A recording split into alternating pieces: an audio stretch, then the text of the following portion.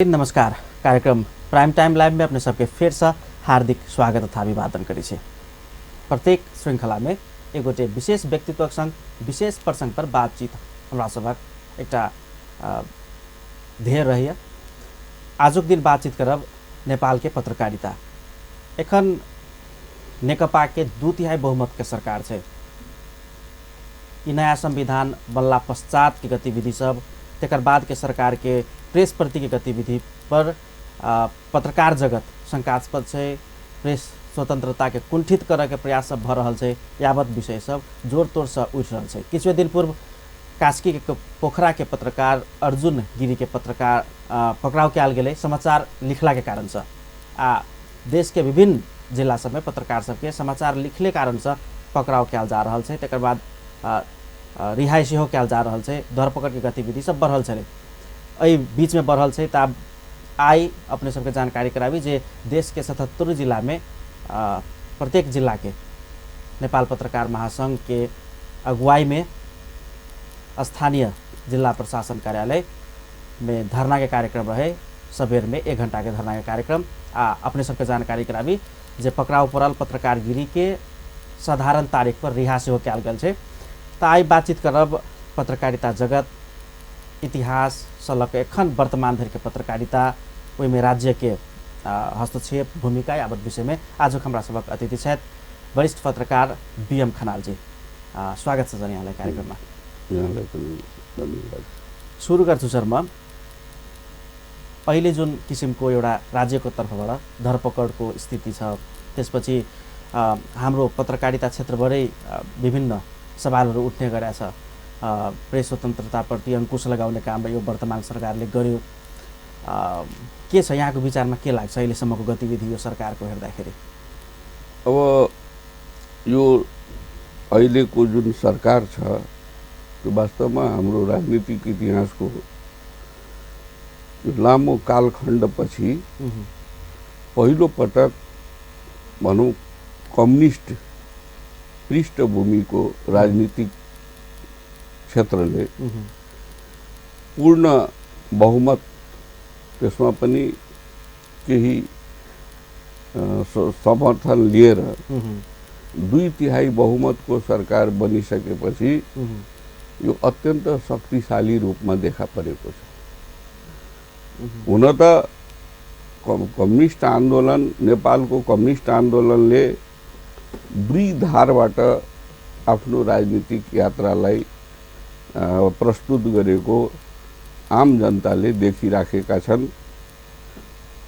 खास गरिकन लोकतान्त्रिक आन्दोलन र नेपालको कम्युनिस्ट आन्दोलन, यी दुईटा चरित्रको बीचमा कम्युनिस्टै पार्टीभित्र पनि 2वटा धार, एउटा लोकतान्त्रिक धार जसले अन्य आफूलाई लोकतान्त्रिक धारका भनाउँदा राजनीतिक दलहरूसँग मिलाएर लगेको छ, र अर्को चाहिँ उहिलेका कांग्रेस क्रान्तिकारी कम्युनिस्ट आन्दोलन जसले कम्युनिस्टको जुन एउटा सिद्धान्त छ त्यसलाई हामीले स्थापित हाम्रै चाहिँ तवरबाट गर्न सक्छौं भन्ने किसिमको चाहिँ जुन पद्धति छ त्यसलाई अंगीकार गरेर हिँडेको धार। अब के भयो भने यी दुवै धार आफ्नो आफ्नो साइडबाट अगाडि बढेर आयो र अहिले खास गरिकन यहाँ ठुलठुला 2टा मूल धारका शक्तिहरू, क्रान्तिकारी धारका पनि र लोकतान्त्रिक धारका शक्तिहरू पनि जो आफूलाई दाबी गर्छन्, ती दुवै मिलेको अवस्था छ। खास गरिकन यी 2टा शक्तिहरूको बीचमा मिलाप होला र यति ठुलो शक्तिको निर्माण होला भन्ने परिकल्पना कसैले गरेको थिएन। यहाँको लोकतान्त्रिक धारले गरेकै छैन। यहाँको कुनै पनि लोकतान्त्रिक भनाउँदा राजनीतिक शक्तिहरूले गरेकै थिएन। जिल्ला परे तिनीहरू। र त्यस्तो अवस्थामा भएपछि यो जुन बेला बेलामा हाम्रा कम्युनिस्टका जुन प्रमुख नेताहरूले फ्युजन भन्नुहुन्छ नि, त्यस किसिमको फ्युजनले सबैलाई चाहिँ वास्तवमा एउटा चाहिँ यो के हुन लाग्यो नेपालमा भन्ने किसिमको सोचले गर्दाखेरि पनि यसलाई हेर्ने दृष्टिकोण अलिकति पछाडि हटेको छ र त्यस्तो परिस्थितिमा खास गरिकन यसले जे जस्ता चाहिँ के भने विधेयकहरू ल्याउँछन् खास गरिकन स्वतन्त्रताको सवालमा त त्यहाँ मान्छेलाई एउटा शङ्काको चाहिँ अवस्था ती राजनीतिक दलहरू राजनीतिक वृत्तबाट बुद्धिजीवी समुदायबाट एउटा डेमोक्रेटिक विचारधाराप्रति म आबद्ध छु भन्नेहरूलाई एउटा सन्देह शङ्काको चाहिँ परिस्थिति त रहिरहन्छ। अर्कोतिर सरकारले जतिसुकै सफाई दिए पनि त्यसबाट कन्भिन्स गर्ने आधार चाहिँ निर्माण गर्न सकेको छैन र सबभन्दा पहिला कुनै पनि विधेयकहरू ल्याउँदाखेरि सरकारले जुन चाहिँ पत्रकारलाई चाहिँ जुन विश्वासमा लिएर ल्याउनु पर्ने हो त्यो अगावै ती विधेयकका कुराहरू गर्न थाल्छन्। त्यसले गर्दाखेरि त्यसको प्रतिक्रिया हुन्छ। एकातिर शङ्का छ, अर्कोतिर शङ्कालाई चिर्ने दरो एउटा छैन।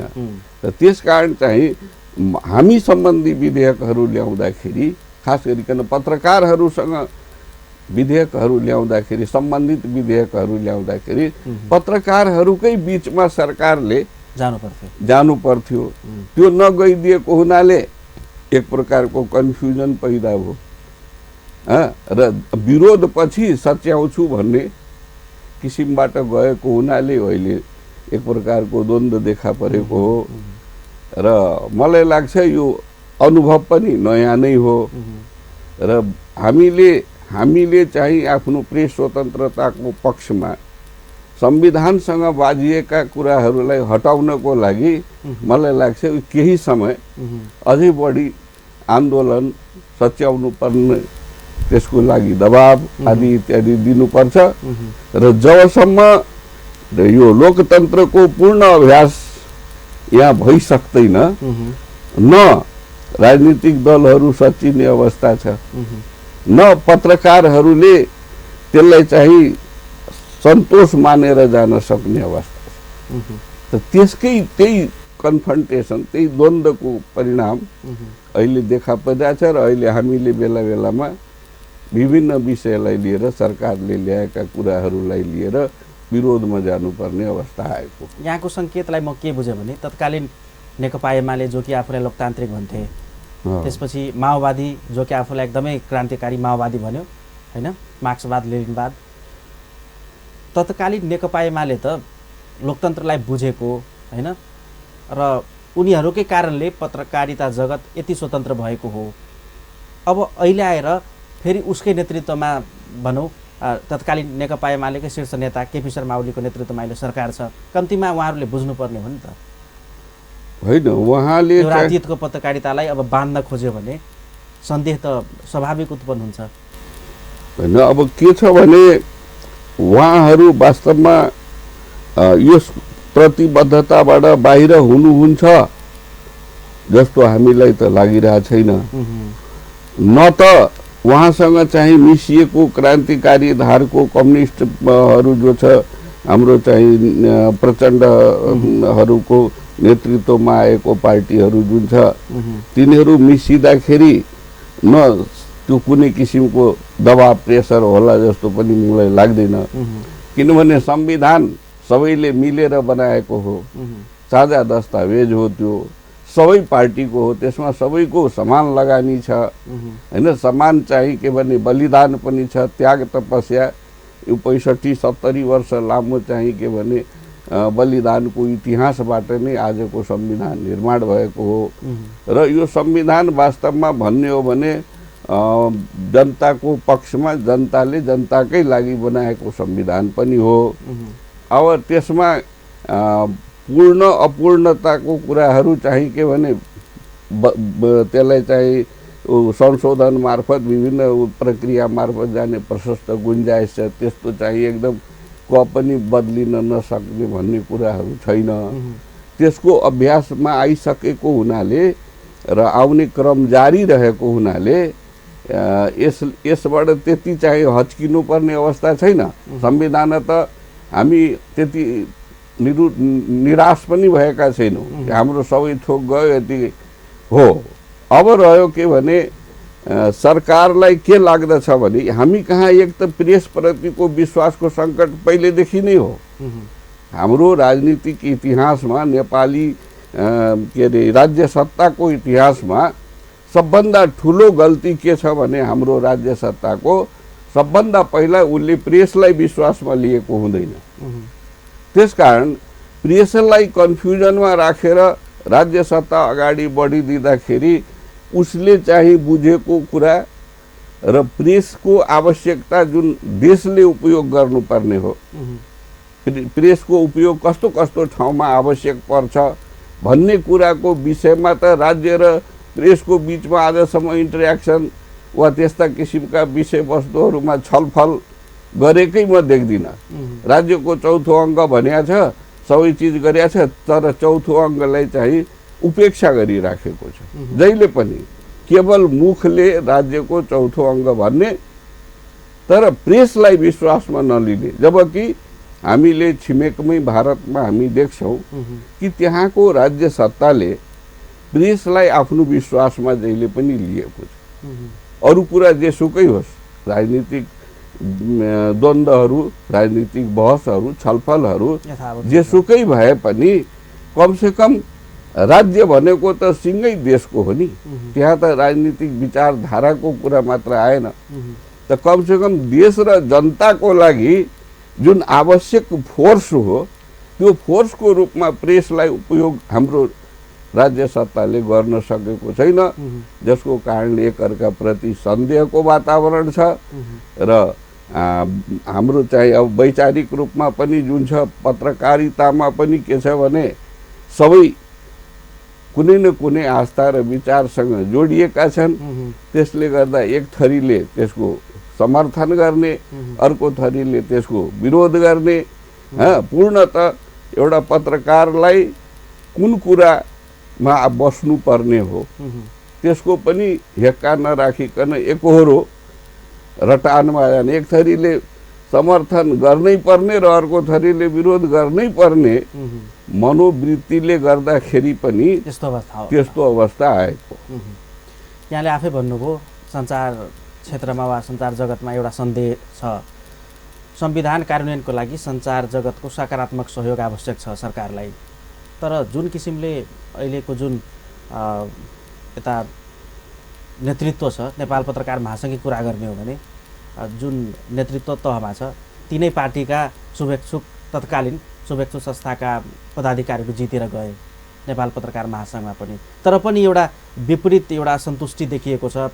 अलिकति पत्रकारलाई हेपियो होइन, प्रेस स्वतन्त्रता उप हस्तक्षेप भएकै भन्ने एउटा सन्देश गएको छ।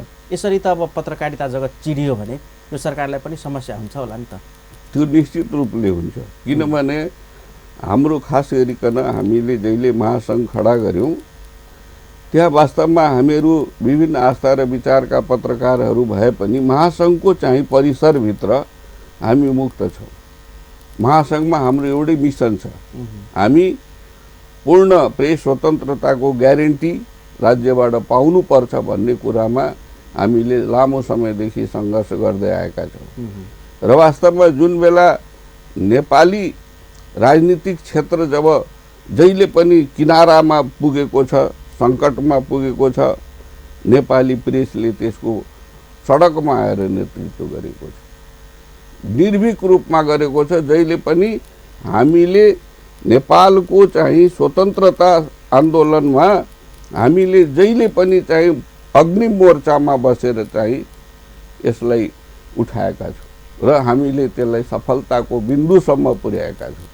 हाम्रो पत्रकारिताको इतिहास एउटा मिसनबाट परिवर्तनको लागि आएको हो। मिसनबाट जहाँ प्रारम्भ भयो, अहिले आएर धेरै कुराहरूको परिवर्तन भयो। त्यस बेलामा खास गरिकन बुद्धिजीवी समुदाय जब आयो यो पत्रकारितामा, त कलमजीवी कलमजीवीबाट बुद्धिजीवी अब जे भनौँ सबै पत्रकारहरू मिलेर पत्रकारिता क्षेत्रमा आएका हुन् र उनीहरूको एउटै मिसन के हो भने स्वतन्त्रताको पक्षमा नागरिक स्वतन्त्रताको लागि कलम चलाएका छन्।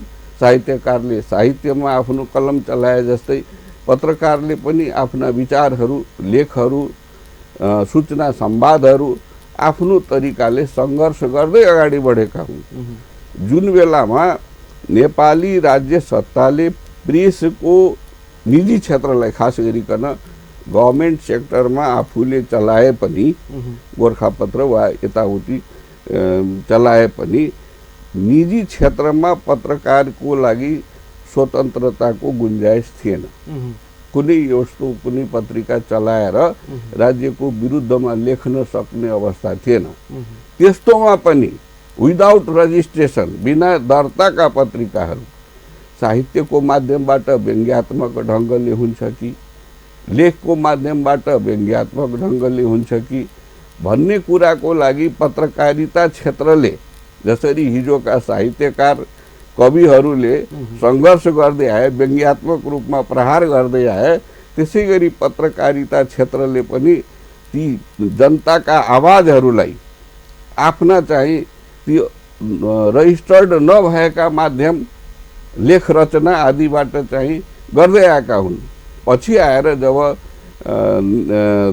यो दर्ता प्रक्रियामा जाने अवस्था आयो अनि पत्रकारहरूले त्यही आफ्नै माध्यमबाट खुलेआम सबै पक्षको समाचार हामी पत्रकारहरूले त्यस बेलामा सबै पक्षको समाचार समान रूपमा एउटा पत्रकारको चाहिँ जुन दायित्व हो कर्तव्य हो सूचना र संवादको सत्य तथ्य कुराहरूको निर्भीकतापूर्वक प्रस्तुत गर्ने क्रममा हामीले धेरै जेलनेल पनि भोग्नु पर्यो धेरै किसिमका समस्याहरू तर हामीले आफ्नो कलम चलाउन छोडेका छैनौँ र त्यसको निरन्तरता पछिल्ला आन्दोलनहरूसम्म पनि जारी नै रह्यो र आज पनि हामी यसको खिलाफमा यदि कुनै पनि राज्य सत्ता जान्छ भने आज पनि हामी त्यसको विरुद्धमा कलम चलाउने मामलामा मलाई लाग्छ हाम्रो सङ्गठन पनि पछाडि हट्नेवाला छैन।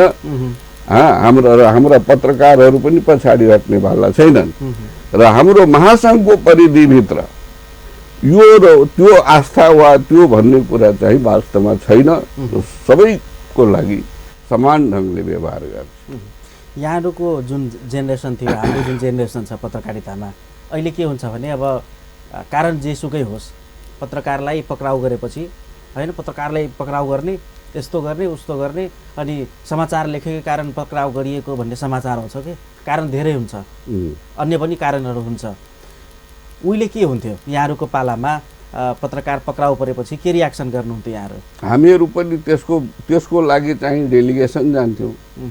जस्तो पहिला पनि पक्राउ पर्थ्यो निश्चित रूपले पक्राउ पर्थ्यो। पत्रकार हुँ भन्दा भन्दै पनि पक्राउ पर्थ्यो। त्यो पक्राउ परे पनि हाम्रो कुनै राजनीतिक चाहिँ फलाना पक्रायो हामी नजाने वा फलाना पक्रायो हामी नजाने भन्ने किसिमको कुरो थिएन। चाहे ती हाम्रा काङ्ग्रेसका चाहिँ हुन् चाहे कम्युनिस्टका हुन् त्यस बेलामा मूलत दुईटा भनौँ न राजनीतिक मूलधार यिनीहरू नै थिए जसलाई त्यस बेलाको राज्य सत्ताले अराष्ट्रिय तत्त्व अनेक किसिमको चाहिँ के भने नाम दिएर पनि सम्बोधन गर्थ्यो। तर हामी बिचबाट कोही पक्रायो भने पनि हामी जान्थ्यौँ त्यो विभिन्न बहानामा। जस्तो जुलुस गइराखेको छ जुलुसको रिपोर्टिङको क्रममा छेउबाट म जाँदाखेरि पनि पक्राउ गर्ने चलन थियो पक्रिएर लग्थ्यो। वास्तवमा हाम्रो पछाडि तिनीहरू लागिरहेका पनि हुन्थे। जस्तो भानुई चौक जनकपुरको सन्दर्भमा भन्यो भने मूल चौकहरूमा पत्रकारहरूलाई पक्रेर लगेपछि हामीले सूचना पाउन साथ हामी जुनसुकै क्षेत्रका जहाँका भए पनि हामी पुग्छौँ। र साँचो कुरा भन्ने हो भने हामी सँगसँगै चाहिँ सरकारी मिडियामा पनि संलग्न भएका साथीहरूले हामीसँगै जानुहुन्थ्यो नजाने होइन। त्यो सङ्कीर्णता वास्तवमा पत्रकारहरूमा हिजो पनि थिएन, आज पनि छैन। आज पनि म देखिरहेको छैन। यहाँसँगको वार्तालाप जारी रहनेछ।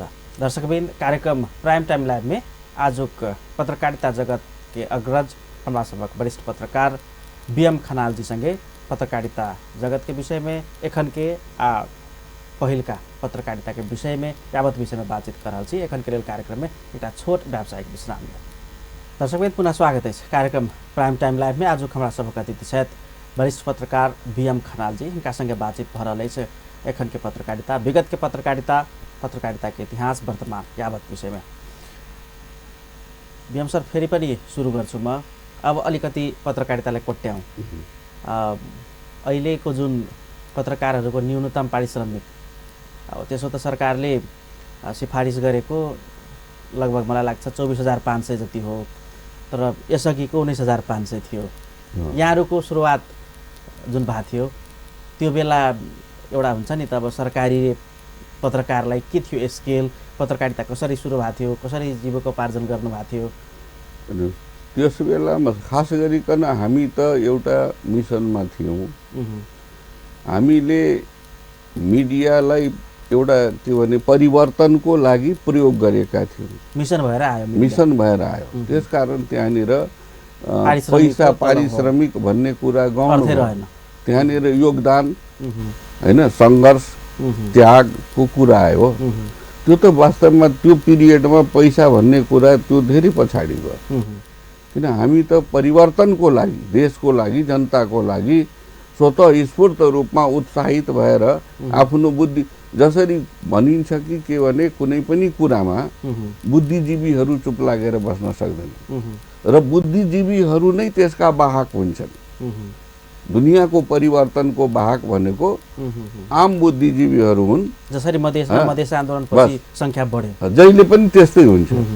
त त्यसले समाजको अगुवाई गरिदिन्छ कहिलेकाहीँ। त हामी पनि जब आफै त्यसमा आइपुगेका छौँ भने हामीले कसैसँग, कुनै पनि मिडियासँग, मिडिया भए पो त मिडिया पनि त त्यस्तै थिए। त्यो वास्तवमा त्यो त हामीबाट नै सञ्चालित थियो नि त। त्यस किसिमबाट हामीले मिसन बनाएर आयौँ। त्यसकारण त्यहाँ पारिश्रमिकको कुरा भएन र त्यसको निरन्तरता लामो समयसम्म चल्यो। किनभने राज्यले हामीलाई त ब्रेक लगाएको थियो नि। मिडियाको सञ्चालन गर्न नै छुट दिया थिएन भने हामीले त भएका 2-4वटा औँलामा गर्ने मिडियाहरूलाई परोक्ष रूपमा लक्षणार्थ चाहिँ ढङ्गले त्यसलाई चाहिँ प्रयोग गर्थ्यौँ। कतिपय ठाउँमा हामीले छद्मनाम दिएर लेख्थ्यौँ। हाम्रो आफ्नो परिचय पनि हामी खुलाउन सक्थेनौँ। त्यसकारण छद्मनामको प्रयोग गरेर हामीले लेख्थ्यौँ ताकि हामी आफू पनि सेफ रहौँ र त्यसलाई झकझक्याउँ। राज्य सत्तालाई त्यो आफ्नो शब्दको माध्यमबाट, लेखनको माध्यमबाट परिवर्तनको पक्षमा झकझक्याउँ भन्ने हाम्रो प्रेसर, दबाव आदि इत्यादि हुन्थ्यो। त्यसमा पनि उनीहरूले त्यो छद्मनाम पत्ता लगाएर भए पनि हामीलाई लखेड्थे, पक्रन्थे, थुन्थे आदि इत्यादि। त्यो त छँदै थियो। त्यस किसिमको चाहिँ परिस्थितिबाट हामी आएको हुनाले पारिश्रमिकको कुरा गौण भयो। पारिश्रमिक भनेको त धेरै पछि अहिले आएर हामीले पारिश्रमिकको लागि आजसम्म कुनै पनि पत्रकारिता रुचाउँदै नरुचाएको राज्यले बस पारिश्रमिकै दिन्थ्यो। पारिश्रमिक राज्यसँग त हाम्रो अपेक्षै भएन र राज्यले आफ्ना जुन मिडियाहरू चलाएका थिए, जस्तो गोर्खापत्र, रेडियो नेपाल, मैले उसैलाई संकेत गरेँ। बस उनीहरूको त त्यो उनीहरूले राज्यले जे व्यवस्था गरेका छ कर्मचारीहरूको, उनीहरूको आफ्नो दरबन्दी अनुसारको दिने चलन थियो। त्यसैले केही समय त जुन बेला हामी द्वन्द्वको स्थितिमा थियौँ, सङ्घर्षको अवस्थामा थियौँ, त सरकारी पत्रकार हामी भन्थ्यौँ उनीहरूलाई र हामी आफूलाई स्वतन्त्र पत्रकार भन्थ्यौँ। यस किसिमबाट हामी हिँडेका थियौँ। किनभने सरकारीको कुरै बेग्लै, रवाफै बेग्लै। किनभने अब उनीहरूसँग पारिश्रमिक हुने, हामीसँग नहुने भनेपछि हाम्रो अवस्था पृथक भएकोले यो कुराहरू गौण रह्यो। अब अहिले आएर पारिश्रमिकको कुराहरू उठेको छ। हामीहरू स्वरोजगारमा लाग्यौँ हैन। एउटै व्यक्ति प्रकाशक सम्पादक भएर आए। कहिलेसम्म भन्दाखेरि जब 39-40 मा नयाँ दर्ता प्रक्रिया सुरु भयो, त्योभन्दा अगाडि औलामा गन्ने थिए। जस्तो हाम्रै सन्दर्भमा भन्ने हो भने 72 सर्लाही गोस्वाराबाट सबभन्दा पहिला धनुषाको दर्ता नम्बर 1 धनुषा साप्ताहिकको जसरी दर्ता प्रक्रिया सुरु भयो, त्यसभन्दा नन रजिस्टर्ड फेजमा त हाम्रो इतिहास अझै लामो छ। 2009 सालदेखिकै छ भनौँ। त त्यो विभिन्न फेजमा निस्कियो, बन्द हो। त्यो हामीले कहिलेसम्म सामूहिक सङ्गालोको रूपमा त कहिले के को रूपमा, कहिले के विभिन्न आधारमा त्यो रजिस्टर्ड थिएन। सरकारले रजिस्टर्ड चाहिँ जुन सुरुवात गरेको पत्रिका भनेको धनुषा साप्ताहिक नै हो, एक दिएर लेखे। त्यसपछि पत्रिकाहरू दर्ता भए। वास्तवमा भने 39-40 भन्दा अगाडि 7-8 वटा भन्दा बढी पत्रिका थिएनन् र हामी स्थानीय तहमा यिनै पत्रिकाहरूमा कलम चलाएर बस्यौँ हैन। वा केन्द्रीय पत्रिकाहरू जो थिए, जस्तो भनौँ न समीक्षा, मणिराजीको पत्रिकाहरू हैन, के अरे मातृभूमि, योगीजीका पत्रिकाहरू, जति पनि पत्रिकाहरू जो काठमाडौँमा पनि सीमित सङ्ख्यामै निस्किन्थे, त तिनीहरूको संवाददाताको रूपमा हामीहरू यहाँबाट काम गर्थ्यौँ, कलम चलाउँथ्यौँ। यहाँनिर अनुकूल नहुने, यहाँ प्रहरी प्रशासन जो छ यहाँ नजिक भएको हुनाले यहाँबाट पार नलाग्ने सूचनाहरूलाई हामीले केन्द्रमा बडो गोप्य रूपमा त्यो सूचना कसले पठाएको हो भनेर पनि उनीहरू खोतल्थे, पत्ता लगाउन खोज्थे। तर हामी विभिन्न तरिकाले त्यसलाई कसै गरी सूचना पुर्याउन पनि हामीलाई कठिनाइ थियो, किनभने त्यो सूचना त्यति आजको जस्तो सजिलो माध्यमहरू पनि थिएन कि हाम्रो सूचना त्यहाँ पुगोस्। मोबाइल र टेलिफोन छँदै थिएन हैन। त हामीले बडा मुस्किलले त्यो चाहिँ लेखेर त्यो कहिले लाक मार्फत, कहिले के मार्फत चाहिँ त्यो पठाउनु पर्थ्यो। बडो कठिन परिस्थिति थियो। त्यसपछि यता आएर बिचमा 39-40 तिर आएर, अर्थात् यो तपाईको जब निर्दलीय पञ्चायतको अन्त्य भयो, त निर्दलीय पञ्चायतलाई समर्थन गर्ने नाउँमा केही पत्रिकाहरू जो दर्ता भए 5-7-8 वटा, त्यसपछि त भएन। र जनमत सङ्ग्रह पछि केही पत्रकारिता चाहिँ खुल्ने क्रम सुरु भयो। त 39-40 तिर जुन दर्ता सुरु हो, त्यो बेलामा केही पत्र पत्रिकाहरू जन्मिए जसले अलिकति सङ्ख्यालाई बढाइदियो। त्यसपछि त्यो बिचमा फेरि ग्याप भयो। 39-40 मा जब एकैचोटि वात्त खुल्यो नि, त्यसपछि फेरि बन्द भयो।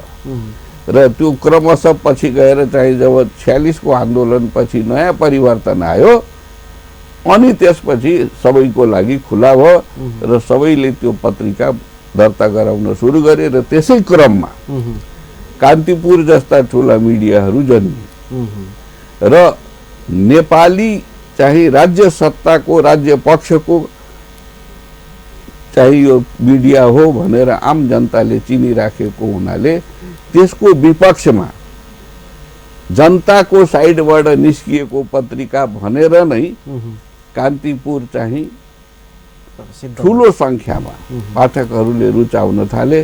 र त्यसले मलाई लाग्छ सङ्ख्यात्मक रूपमा पनि त्यसलाई उछिन्यो होला। आजको परिस्थितिसम्म आएर निश्चित रूपले उछिनेको होला। नभए यो 10 वर्ष अगाडिसम्म पनि गोर्खापत्र अनिवार्य गरेको हुनाले गोर्खापत्रकै सङ्ख्या बढी थियो। तर पछि आएर कान्तिपुरले उछिन्ने अवसर पायो। त यो सबै के हो भने यो परिवर्तनको दौरमा मिडियामा आएको परिवर्तन सँगसँगै यो आएको हो। अब केही पत्रिकाहरू चाहिँ सफल छन्, आर्थिक रूपमा सक्षम पनि छन्। उनीहरूले त्यो न्यूनतम पारिश्रमिकले तोकेको भन्दा पनि बढी पैसा दिन सक्छन्। तर आज राज्यले वास्तवमा चाहिँ जुन आम मिडियालाई एउटै चाहिँ कानुन अन्तर्गत सबलाई चाहिँ एउटै हिसाबले लैजान खोज्दाखेरि केही ठाउँमा चित्त नबुझेको पनि छ, केही ठाउँमा मिलाएर जानुपर्ने पनि छ, धेरै ठाउँमा सम्झौता गर्नुपर्ने पनि अवस्था छ। पत्रकारहरूले अडान लिएर पारिश्रमिककै लागि अडान लिँदाखेरि आफ्नो रोजगारीमै समस्या आउने स्थिति छ हैन। र अर्को कुरा त्यो मिडिया सञ्चालकलाई पनि अप्ठ्यारो छ, किनभने राज्यबाट त्यो मिडिया सञ्चालकहरूले जबसम्म राम्रो सपोर्ट समर्थन र विज्ञापन लगायतका विभिन्न किसिमका सोर्सहरूमा जबसम्म उनीहरूले सहयोग पाउँदैनन् उनीहरू पनि सबल हुँदैनन्। यहाँ त दुवै पक्षलाई हेर्नुपर्ने छ। मिडिया सञ्चालकहरू पनि सबल हुनु पर्यो र त्यसमा काम गर्ने चाहिँ सञ्चारकर्मीहरूको पनि योग्यता अनुसार दक्षता अनुसार तलब के अरे सुविधा पारिश्रमिक पाउनु पर्छ भन्ने सिद्धान्तलाई लिएर हिँड्ने हो भने यो आवश्यक छ। र राज्यले म यो कानुन श्रमजीवी ऐन लागू गराएर छोड्छु भनेर भनेको छ। यो कुनै पत्रकारहरूको हक हित विपक्षमा गएको भनेर बुझिँदैन, तर यी व्यावहारिक कठिनाइहरूले गर्दाखेरि वास्तवमा यसलाई बुझाउन अप्ठ्यारो परिराखेको छ। अब रह्यो हाम्रो जहाँसम्म स्वरोजगारहरूको कुरा, जसरी प्रकाशक सम्पादकको रूपमा एउटै व्यक्ति सबै चिज भएर हिजोको अवस्थामा आयो, आज उनीहरूको अवस्था त समाप्त छ। किनभने मिडियाको चाहिँ उनी चेन्ज भइसक्यो, परिवर्तन भइसक्यो, प्रविधि परिवर्तन भइसक्यो। हिजो हामी लेटर प्रेसमा दिनभरि लगाएर बल्ल तल्ल चाहिँ एक पाना दुई पाना छापेर चाहिँ त्यो पनि सानो साइजमा निकाल्ने पत्रकारहरूको अवस्था त अब त झन्झन जटिल भयो। त्यसमा पनि के भने प्रविधि परिवर्तन भयो, कम्प्युटराइज हुन थाल्यो, अफसेट प्रिन्टमा जान थाल्यो, त्यसको पनि कतिपयलाई ज्ञान पनि छैन। त्यस बेलाका चाहिँ के भने सञ्चालकहरू प्रकाशकहरू उनीहरूलाई वास्तवमा भन्नु भने सबै कम्प्युटरको डेस्कटप पनि पुरा गर्न सक्ने अवस्थामा छैनन्। त त्यसले गर्दाखेरि त्यहाँ पारिश्रमिकको पनि समस्या छ, धेरै किसिमका कठिनाइ छन्। त राज्यले के छ भने हिजो र आजको परिस्थितिलाई सही बाटोमा नल्याउन्जेल जतिसुकै कराए पनि यी सब कुराहरू लागू हुन सक्दैन। जस्तो अब पे स्लिपको कुरा छ, ब्याङ्कको चाहिँ के अरे त्यो स्टेटमेन्ट देखाउने कुरा, यी सब कुराहरू अब उसले त्यो पे स्लिप पाउने परिस्थिति भएको भए त त्यसले त राज्यले चाहिँ भन्नै पर्दैन। मैले यदि कुनै उसमा काम गर्छु र मलाई उसले मेरो पारिश्रमिक ब्याङ्किङ प्रणाली मार्फत दियोस् वा ह्यान्ड टु ह्यान्ड दियोस् वा म लगेर फेरि ब्याङ्कमा जम्मा गरेर मैसँग मागे पनि म दिन तयार छु। तर भित्री कुरा त त्यो छैन। राज्यले के भन्छ भने उसले यो लागू गर्नै पर्छ। पत्रकारहरूलाई चाहिँ के भने पत्रकारहरूले त्यसमा समर्थन गरेर होइन, राज्यले भने बमोजिमको मलाई पारिश्रमिक देऊ भन्यो भने सञ्चालकहरूले हात जोड्नुपर्ने नमस्कार गर्नुपर्ने अवस्था छ कि म त सक्दिनँ भनेपछि यी सब कुराहरू त्यति सजिलो चाहिँ म देखिरहेको छैन।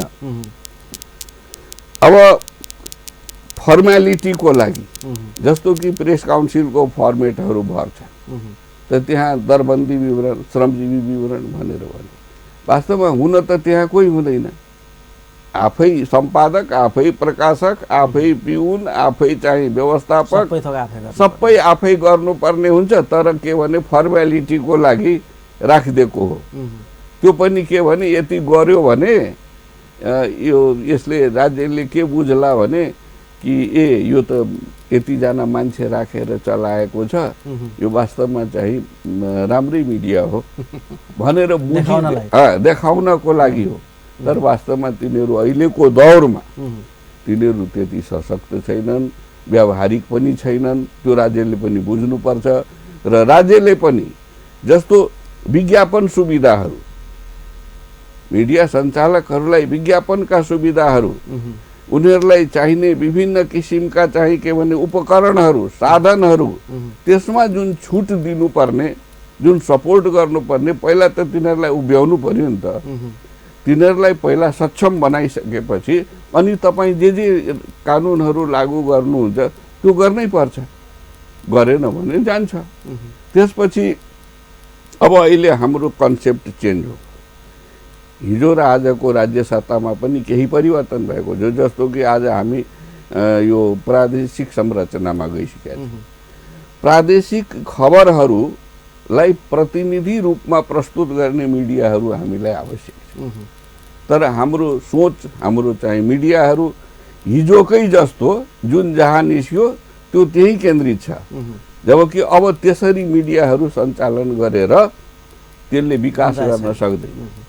त त्यसकारण साना मिडियाहरू मिलेर प्रादेशिक स्तरका पत्र पत्रिकाहरूको बिचमा प्रतिस्पर्धामा जानुपर्छ कि त्यो छापावाल पत्रिकाहरूको रूपमा पनि होस् वा यो चाहिँ रेडियो, टिभी, सबै मिडियाहरूमा। अब हामी कार्यक्रमको अन्ततिर छौँ। जुन किसिमले एउटा सञ्चार माध्यमको विकास हुँदै गयो, क्षेत्रफल बढ्दै गयो, नयाँ जेनेरेसनका पत्रकारहरूको संख्या पनि हत्तै बढ्दै गएको छ, तर जुन किसिमले आफ्नै मिडिया दर्ता गर्न पाउने खुला अधिकार पाए नि त सबै जनताले, हामी सञ्चार जगतले, यो त अग्रज पत्रकारहरू, वरिष्ठ पत्रकारहरूको कारणले भयो। तर अहिले सरकारलाई के देख्छु भने जहिले पनि न्यूनतम पारिश्रमिकको कुरा हुन्छ, त्यो त नयाँ जेनेरेसनको लागि, काम गर्नेहरूको लागि। यहाँहरू जस्ता वरिष्ठ पत्रकार, अग्रज पत्रकारहरू जसको कारणले आज यो माहौल बनेको छ, आज एउटा स्वतन्त्रता छ, प्रेस स्वतन्त्रता छ, केही सुनिएन नि त।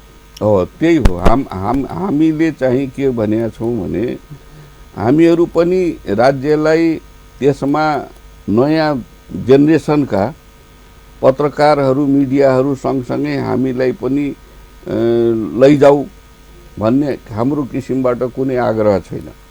किनभने हामीले जुन मिसन लिएर यसमा आयौँ, हामीले हाम्रो समय त्यसमा व्यतीत गऱ्यौँ।